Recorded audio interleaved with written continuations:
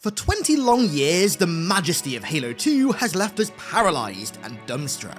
However, it now seems that in our awe, we've in fact been blinded to the truth of what has now become the game and also Halo franchise's biggest mystery. For 2 decades, we deemed this mystery solved. Until now. It turns out that what we all believed was in fact wrong. Okay, so very ambiguous teasing aside, I am of course talking about the secret, reversed, Mendicant Bias dialogue hidden within Halo 2's soundtrack. Recently, Marty himself blew the lid off this theory and restarted decades-old investigations into this cryptic whisper, because it turns out Mendicant Bias actually isn't the one delivering it. So today, I've teamed up with the one and only Installation 00 for a 2-part deep dive into this mystery to finally uncover the truth. And boy, do we have some new leads to cover. This video is part 1 of the deep dive, and Installation 00's video is part 2, the link to which can be found in the description. So let's begin with a brief recap of the original theory. Why, in God's name, for 20 years had we been so adamant that this voice was Mendicant Bias? Well, the voice plays during the track Destroyer's Invocation, which is a part of the Mausoleum Suite, which is a suite themed entirely around high charity, which, as per dialogue in Halo 2 and later in Joe Staten's Contact Harvest, was confirmed to be the location of Mendicant Bias during Halo 2. And that's not some 343 retroactive retcon that came 10 years after. No. That's straight from the universe of Bungie themselves. And based on some lore that came very long after Halo 2, but also based on some lore that came very shortly after Halo 2, courtesy of Bungie themselves, the actual dialogue itself lines up so well with it being Mendicant Bias. I have walked among men and angels for 3,000 years. My time has no end, no beginning, no purpose. Walking among men and angels simply means that he's existed alongside man and the Foreigners. Now, dates in the wider Halo universe really weren't well established at the time of Halo 2. The only date that's kinda congruent with what the lore would later become was the chapter title 100,000 Years War that begins when you reach the quarantine zone and see the Flood destroying the Sentinel factory. It also has a song of the same name as well. Besides that one little detail, dates for the Foreigners' ancient war with the Flood really weren't cemented at this point in the franchise's development, and so 3,000 years was likely just a generic time span that was used to indicate that, well, this entity has been around for a very long time. I wander the earth, seeking forgiveness for my horrible crimes against God and man. As per Halo 3 and also Contact Harvest that Joe originally intended to release during Halo 2's life cycle, not Halo 3's, Mendicant Bias is seeking atonement for his horrible crimes against the Foreigners, God, and also man, considering that humans were Foreigners at this point, so God and man are essentially one and the same. I live to see death, destruction, over the light, but the light cannot be extinguished. Mendicant saw death, destruction, and evil in the form of the Flood vastly overpower the light of the Foreigners, but he also lived to see the Foreigners be reborn as modern humanity, proving that said light cannot be extinguished. I live in a prison of my own demise. I am lost in time.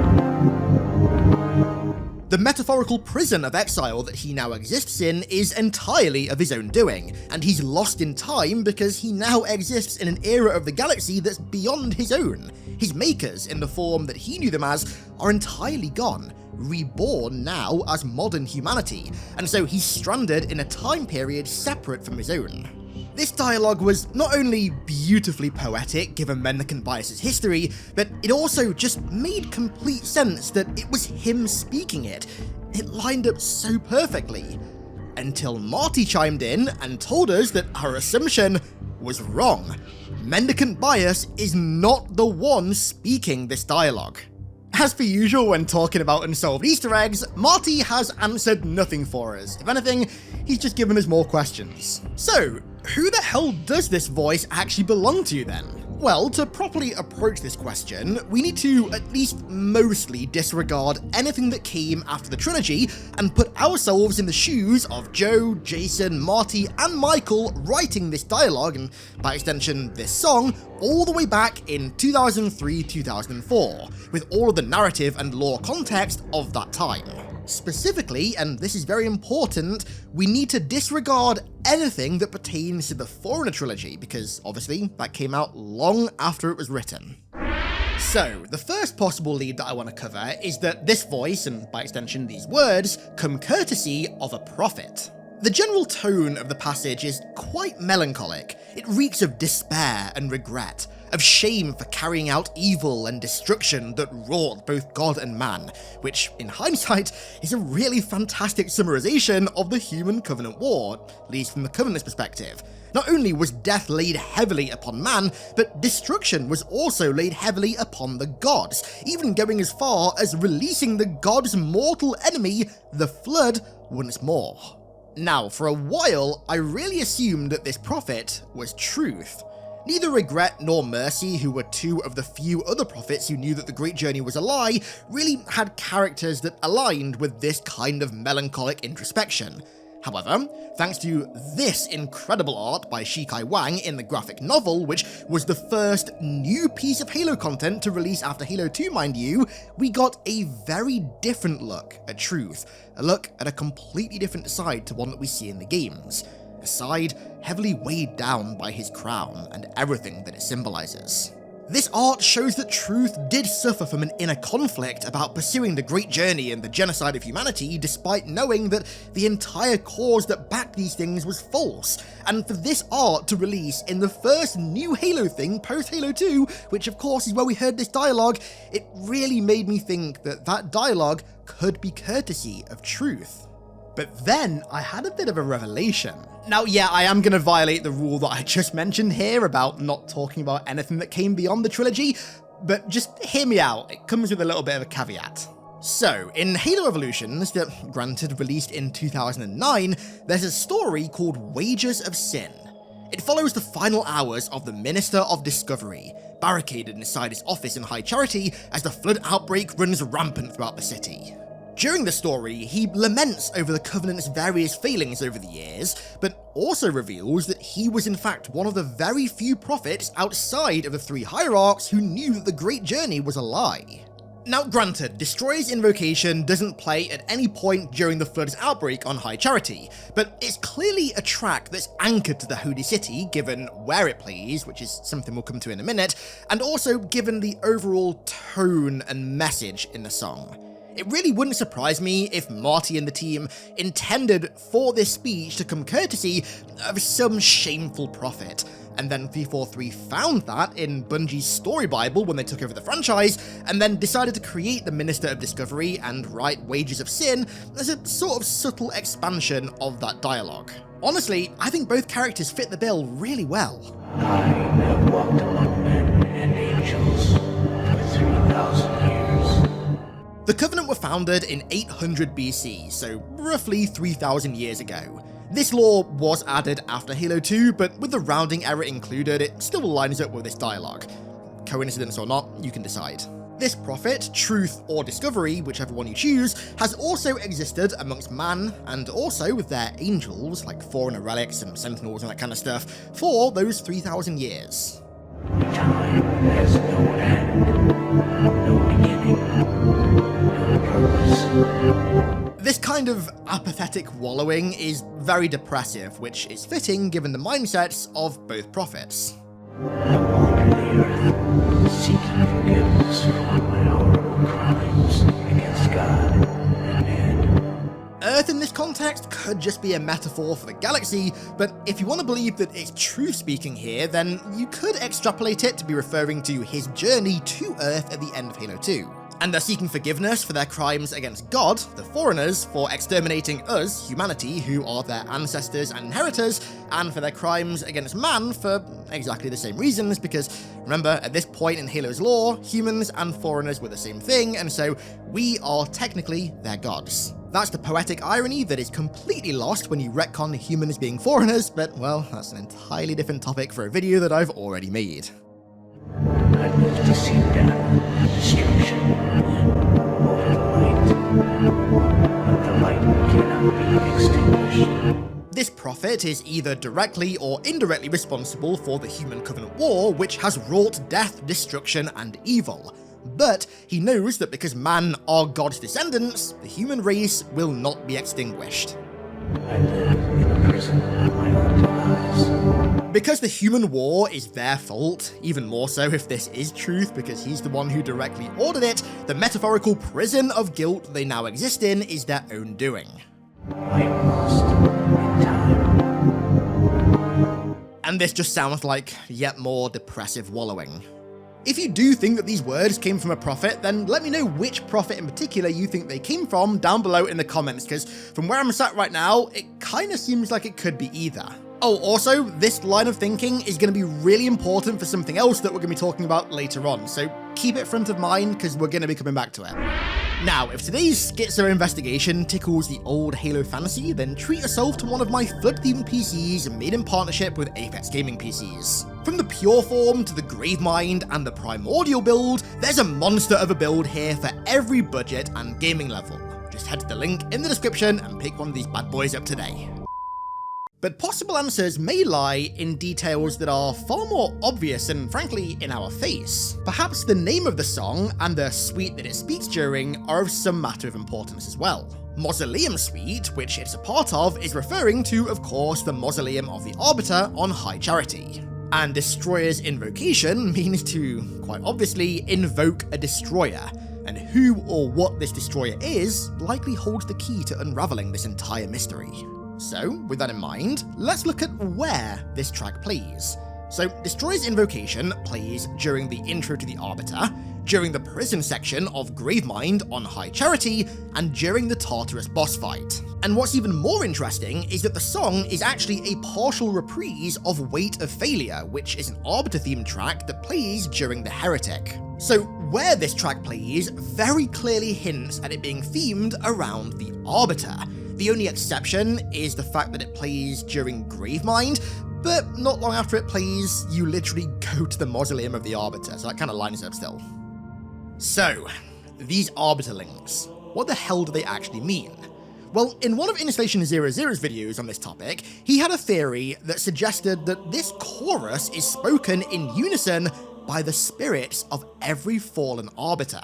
Now, yes, I know this sounds insane because the paranormal is barely ever present in Halo's lore, and the few times that it is present, particularly with Yesch and that kind of stuff, it's almost entirely 343 lore that came long after this. But again, just hear me out with this, we're going somewhere. I have walked among men and angels for 3,000 years.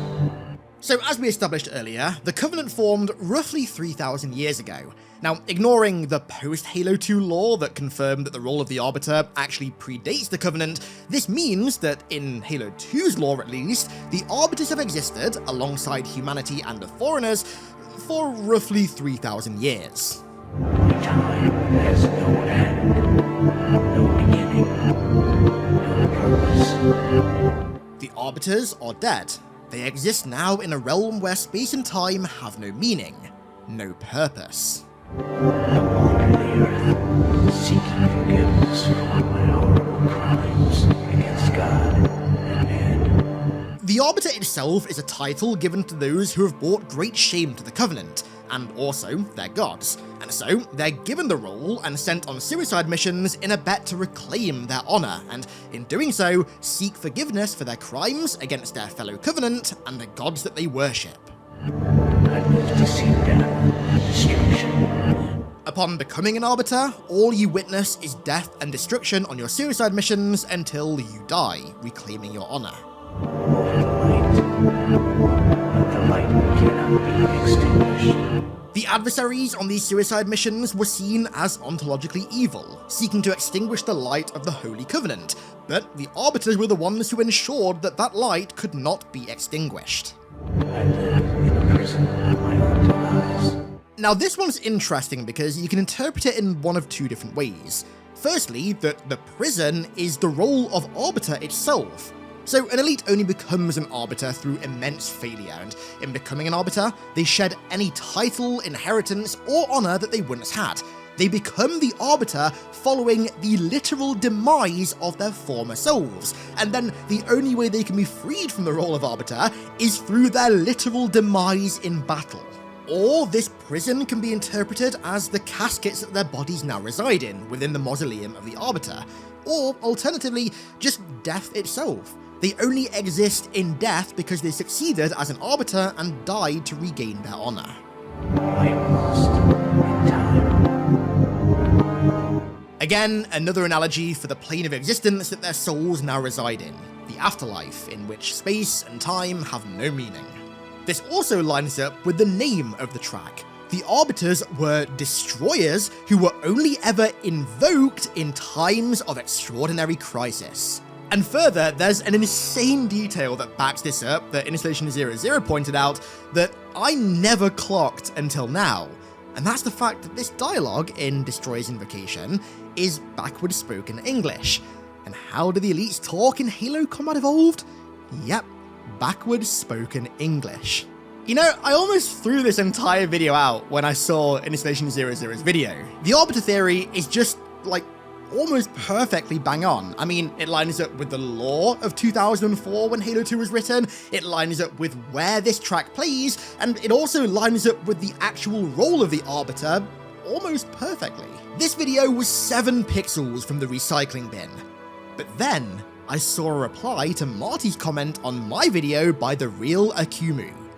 What if the voice is supposed to represent Kane? And thus, we've reached the theory that saved this video. A theory that is so plausible, so logical, and so accurate, and that nobody has talked about yet. What if this dialogue is another one of Bungie's many biblical references in Halo? What if it's an analogy of Cain and Abel from the Book of Genesis? Ever since the video that me and Wendigoon did together last month, the kind of biblical roots of Halo's lore and universe have fascinated me even more so than ever before, and so this rabbit hole that we're about to go down is really down my alley at the moment. So, a brief summary for those who may not know the story of Cain and Abel. Cain and Abel is the story of 2 of the sons of Adam and Eve. Cain, who was the firstborn, is a farmer, and Abel, the secondborn, is a shepherd. Both sons would routinely make offerings to God from their gardens, and God would look favourably upon the offerings from Abel. However, he would not look favourably upon Cain's offerings. This angered Cain deeply and ultimately caused him to lead Abel out into a field and kill him. In response, God put a curse on Cain, making him a restless wanderer on the earth and banishing him to a land called the Land of Nod, which was said to be east of Eden. In the Land of Nod, Cain's life continued. He had a wife, he had children, he built great cities, and his bloodline continued for many generations to come. But the details after his banishment aren't that important, neither in the actual story of Cain and Abel or for today's topic. Now, clearly in isolation, this story is brimming with references and similarities to Halo's lore, and don't worry, we're going to get to those later on. But first off, let's just compare Cain and Abel to Destroyer's Invocation from the perspective of Cain. I have walked among men and angels for 3,000 years. So obviously Cain walked among men and angels as well. The angel of the Lord is typically a middleman of sorts between man and God, and it's likely who Cain provided his offering to. 3,000 years though is, yeah, granted, a little bit of a sticky detail here. So based on my research, it's kind of loosely assumed that Cain possibly lived around like mid-3000s BC, but as we'll come to, time in the Land of Nod isn't quite the same as on our plane of existence. Time has no end, no beginning, no purpose. So the Land of Nod is said to be out from the Lord's presence, which could be interpreted too as meaning a kind of timeless void outside of reality, either literally or metaphorically, because God is believed to be present in all of reality. So his lack of presence implies that this isn't within, at least, space-time as we understand it. I wander the earth, seeking forgiveness for my horrible crimes against God and man. God curses Cain to be a restless wanderer on the earth, and you'd hope that in his exile in the land of Nod, he'd at least try and seek forgiveness for his crimes against Abel, man, and the Lord, God. I live in a prison of my own demise. The land of Nod is his prison that he's been banished to thanks to his actions. I am lost in time. And again, this is referring to the fact that because God has no presence in the land of Nod, time itself has no presence, and thus Cain is lost in a void of time. So, the shoe definitely fits, and given Bungie's penchant for biblical references in Halo's lore and story, I am now of the firm belief that Destroyer's invocation is a rather cryptic retelling of Cain and Abel. But what really matters is how that story actually fits in with Halo and its story. In the context of Halo, who's Abel, and more importantly, who is Cain, the one actually speaking the dialogue in Destroyer's invocation? Well, I actually think it's pretty obvious. Cain is the Covenant, and Abel is humanity. Here's why I think that. So Abel was the second-born of the two, a shepherd, the one whose offerings to God were favoured by him, and so was the victim of murder by Cain as a result. Humanity were the second of the two conglomerates to become advanced and spacefaring, are frequently referred to as shepherds in the Bible, were made reclaimers by the foreigners and thus favoured by the gods, and became victims of genocide by the Covenant as a result. And then Cain was the firstborn of the two, was a farmer, was the one whose offerings to God were not favoured, and so was the one who murdered Abel as a result. And the Covenant were the first of the two conglomerates to become advanced and spacefaring, were the ones who farmed the galaxy metaphorically of species to join their hegemony, and also of God's artifacts to collect, were not chosen to become reclaimers, and thus were not favoured by God, and so began a genocide against man as a direct result of this revelation, because man was favoured by the gods, and they weren't. The similarities here just line up so perfectly. So, with that said, if the speech is meant to be invoking Cain, the destroyer of his brother, and if Cain in this context is supposed to refer to the Covenant, then who actually within the Covenant is the one speaking these words? Well, I don't know, but quite honestly, I actually don't think the who is really important here, but rather, I think what the dialogue itself actually represents is what matters. Whoever, or whatever is speaking, is of the understanding that the Covenant have acted against their gods in their genocide of humanity, and that in some metaphorical sense have been exiled as a result. If you really want to cling on to the finer details, then that implies that the speaker here is one of the very few members of the Covenant who knows that their religion and this holy war are based upon falsehoods, which of course narrows it down to, well, as far as I can remember, only 4 individuals: the Prophet of Truth, Mercy, Regret, or the Minister of Discovery. And that, of course, loops back to my earlier theory about this voice either being courtesy of Truth or Bungie's very early and yet-to-be-named version of the Minister of Discovery. It's also worth mentioning the importance of the Land of Nod in the context of Halo as well. It sounds disassociated, but it really isn't.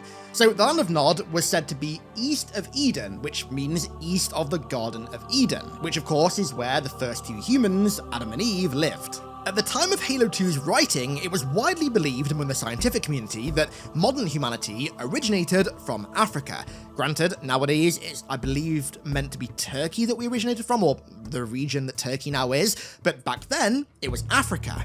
And so, east of Eden can be equated to east of Africa, which just so happens to be the precise location that the Covenant invaded twice in Halo 2 and Halo 3, and also the location of the Ark portal.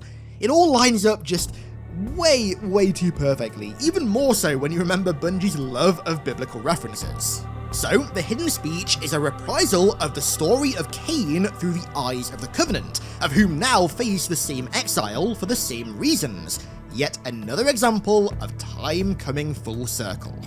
But there's another crucial detail that we haven't talked about yet, a detail that actually I had no idea existed until very recently. It turns out there's actually a second hidden voice in Destroyer's invocation, one that Marty has also left a very cryptic comment about. And it's at this point where I'm going to send you over to Installation 00's video that acts as the second part of this grand conspiracy theory breakdown, where he is going to dive into that second voice, he's going to dive into Marty's very cryptic comment, and a ton more as well in immense detail. The link is on screen and in the description. So I want to give a huge thank you to all of my amazing patrons for the continued support over there as per usual. Thank you all so much, and thank you all so much for watching. I really hope you enjoyed, and I'll catch you all over on Installation 00's video.